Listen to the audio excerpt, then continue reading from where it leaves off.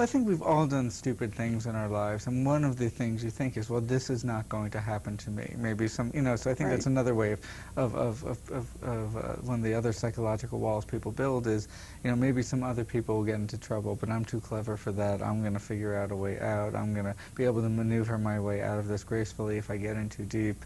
You know, I can handle it. So you have to have a lot of confidence in your skills. I mean, it's kind of like being a brain surgeon. I have never wanted a diffident surgeon. Right. You really don't want a guy who's nervous about where to cut. That's right. And but, you know, you may not necessarily also want, you know, to have a brain surgeon sit next to you on a transatlantic flight. So.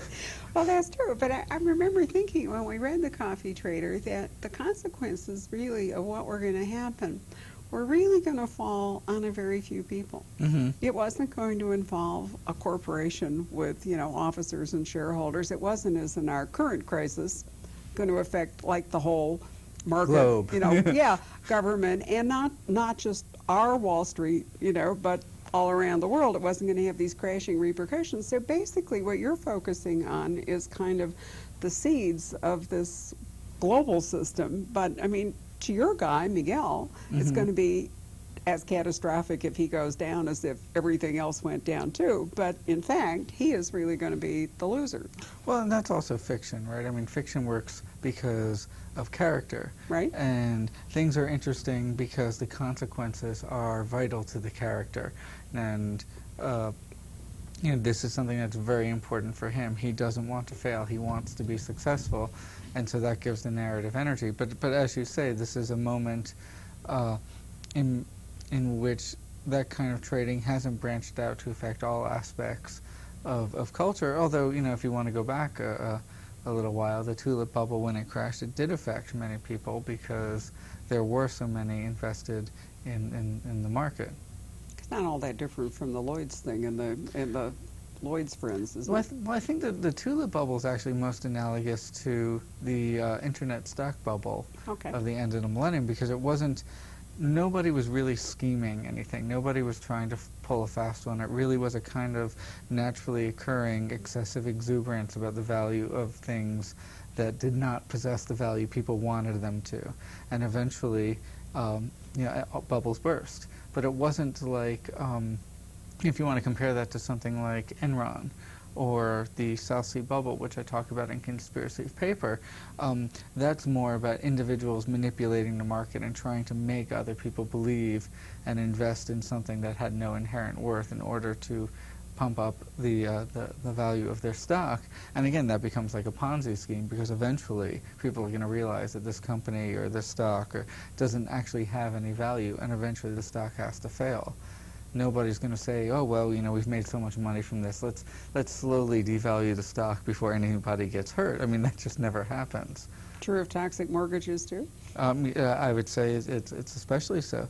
I mean, one of the problems with unregulated markets, which is what I talk about in my historical fiction, because it's, you know, it's prior to regulation, and what we've been experiencing now as an unregulated market is, it is once these actors, be they people or institutions, become involved in a process that makes money, it is very hard for them to say, well, we've made enough money off of this, and what we need to do is sort of back out slowly before everything goes south. Nobody ever says that. You know, as long as they can make a little bit more money, they're in. And one of the reasons I'm against unregulated markets is because I think you have to guard against people's basic human nature. I think it's very easy and it's very natural for people to whip themselves into these kinds of frenzies, and it also becomes a sort of groupthink among investors, among either 18th century speculators or 21st century Wall Street, where nobody is willing to stand up and say, hey, I think we've gone too far and we need to back out of this.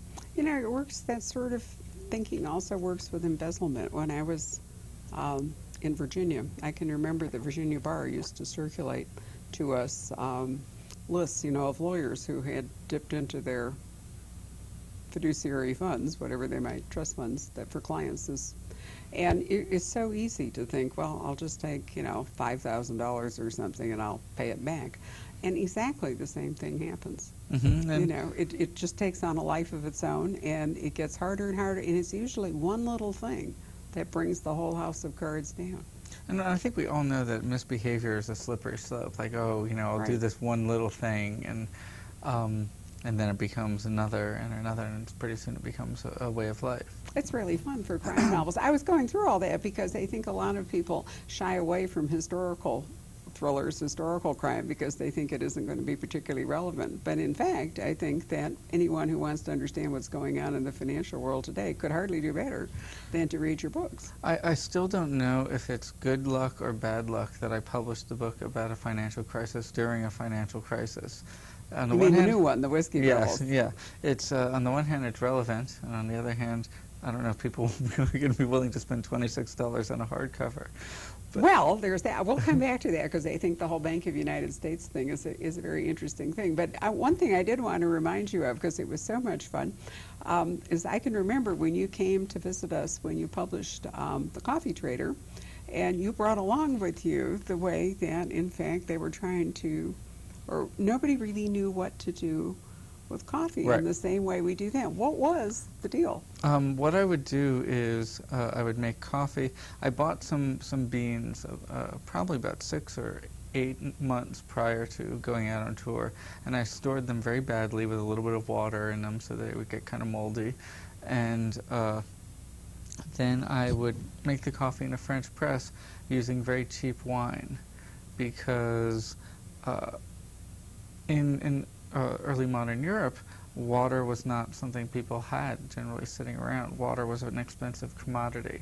And unsafe, wasn't it? And unsafe. Clean drinking water was very expensive.